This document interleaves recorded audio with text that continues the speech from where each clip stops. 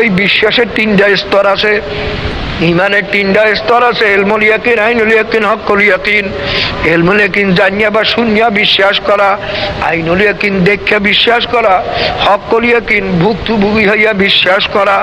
বাবারে আল্লাহ, শোনার চাইয়া দেখার বিশ্বাস অনেক অনেক মজবুত, দেখার চেয়ে ভুক্তভোগী হওয়ার বিশ্বাসটা আরো মজবুত।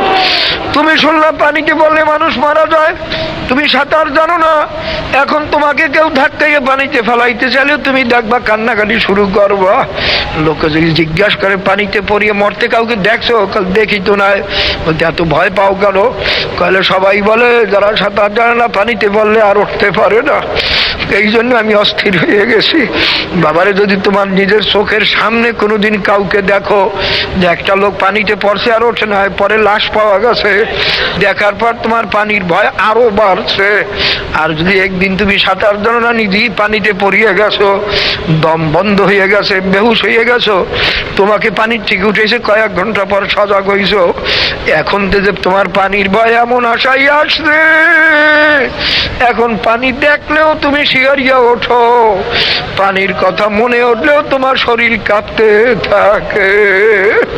এইটাই আল্লাহ পাক বাবা আইনুল ইয়াকিন সম্পর্কে ফরমান, তাকশাইরু মিনহু জুলুদুল্লাযীনা ইয়াখশাউনা রাব্বাহুম সুম্মা তালিনু জুলুদুহুম ওয়া কুলুবুহুম ইলা যিকরিল্লাহ।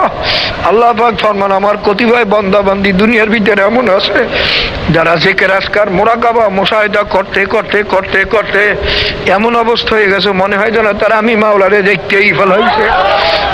আল্লাহ, মনে হয় যেন আমার আযাব গজবকে দেখতেই ফেলাইছে। আমার কথা শুনলে, আমার আযাবের কথা গজবের কথা শুনলে তাদের শরীরের পশম দাঁড়াইয়া যায়, তাদের শরীরের চামড়া কাঁপতে থাকে। তাকশাইরু মিনহু জুলুদুল্লাযীনা ইয়াখশাউনা রাব্বাহুম।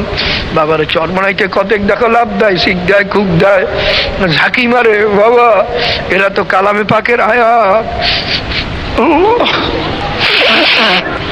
ইন্নামাল মুমিনুনা আল্লাযীনা ইযা যুকিরাল্লাহু ওয়াজিলাত কুলুবুহুম। আল্লাহ পাক ফরমান, নিশ্চয় নিশ্চয় মুমিন ওই ব্যক্তি যখন যাদের সামনে আমার কথা শুনলে, আমার কথা উল্লেখ করলে তাদের দিল কাঁপতে থাকে। তোমার দিল কাঁপছে কোনোদিন? মৌলভী মাওলানা দাঁড়ি করো আর করো বড় চিল্লাই কা আল্লাহ, আরে তোমার আমার দিলে তো হুজুর কেমনে হমু, আরে ওর দিলে তো হুজুর হমু কেমনে চিন্তা নাই, ওর দিলে চিন্তা জাহান্নাম থেকে কেমনে বাঁচমু, মাওলারে কেমনে পাবো। বাবারে, এই যে দেখ চরমনাই মরহুম আল্লাহর কুতুব তো সবসময় বলতেন, যদি কেউ ইচ্ছা করি একটা চিক দেয় বা কুক দেয়, তার কমপক্ষে ৭,০০০ বছর জাহান্নাম। বাবার নামাজের মধ্যেও যদি কেউ থামাইতে পারে তবুও থামাইল না, বাইরে তাহলে তার নামাজ বাতিল হয়ে গেল। এক ওয়াক্ত নামাজের জন্য কমপক্ষে 2,88,00,000 বছর জাহান্নাম। কিন্তু বাবা, এইরকম ঘটনা তো আছে। বড় পীর আব্দুল কাদের জিলানী রহমাতুল্লাহ আলাইহির জীবনী পড়িয়ে দেখো, তেনার মজলিসে এক একদিন 70 জন পর্যন্ত লোক চিৎকার মারিয়া কলজা ফাটিয়া শহীদ হইয়া যাইত। মঈনুদ্দিন চিশতি রহমাতুল্লাহ আলাইহির জীবনী পড়িয়ে দেখো, তিনি ওয়াজদের হালাতে 18 হাত পর্যন্ত লাফ দিয়া উঠতেন। বাবারে বাবারে, গোলেস্তা বস্তা পড়িয়া দেখো, তার মধ্যে হাজার হাজার কেসা। সবর করো, আল্লাহ আল্লাহ আল্লাহ। বাবারে, একটা বাবা বালেক ছেলের কাছে যদি বাবা বিবাহের কথা উল্লেখ করো, দেখবার তার লজ্জায় হয়তো কাছে থাকবে না, কিন্তু বেড়ার পাশে যে সেও শুনবে বিবাহের কথা আলোচনা হইতে আছে, তার কাছে বিবাহের কথা কাল মজাই লাগে।